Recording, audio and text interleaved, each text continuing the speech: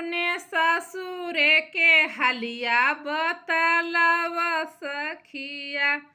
अपने ससुरे के हलिया बतलाव सखिया।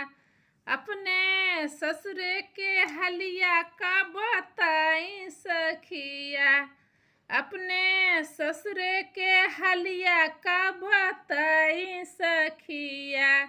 पहले पहले गईनी हम ससुरवा तो सैया हमारे खटिया के पटिया धर समझावे सखिया।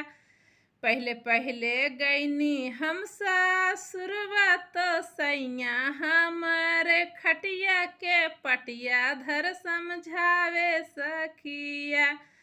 सैया हमरे खटिया के नी पटिया धर समझावे सखी।